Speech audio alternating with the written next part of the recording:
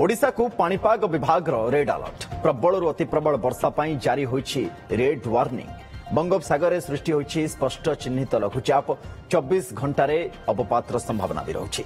प्रभाव में उपकूल समेत दक्षिण ओडिशा रे प्रबल वर्षा जारी रही। कोरापुट और मालकानगिरी में आज अति प्रबल वर्षा पर ऑरेंज अलर्ट जारी करा जायछि। ट्विन सिटी कटक भुवनेश्वर में सकाळु सकाळु वर्षा जारी रही। बाकी सारा राज्य को येलो अलर्ट जारी करछि आंचलिक पाणीपाग केन्द्र।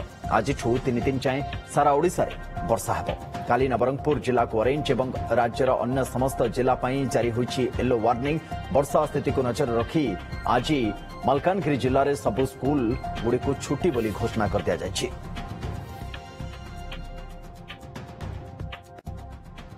जब क्षेत्र रोचे जो आगुरी थिला सेटा थोड़ा इराटिक मूवमेंट थिला सी बर्तमान जोटा रोचे आपनकर सेंट्रल ओडिशा उपकूल उत्तर पश्चिम बंगोपसागर रोचे जदिव प्रेशर भैल्यू एते कम नहीं किंतु विंड चेंज रोचे कारण विंड प्राय ओडिशा आड़ को जोटा आसुची पूर्व दिगुरु प्राय ऑलमोस्ट पूर्व दिगु थोड़ा बहुत इधर उधर चेंज रोचे किंतु ऑलमोस्ट पूर्व दिगु रोचे स्पीड 25 किलोमीटर अराउंड रोचे 25-30 किलोमीटर जलीय बाष्पर प्रभाव रोचे आ घूर्णिबल जोटा रोचे से आंध्रा माने दक्षिण ओडिशा उत्तर आंध्र प्रदेश उपकूल पाखापाखि रोचे से वर्षार प्रभाव माने सकाळे थिला क्लाउड मास थिला वर्षा होछि वर्षा धीरे धीरे सेटा पश्चिम दक्षिण पश्चिम दिगुर गति करुछि धीरे धीरे।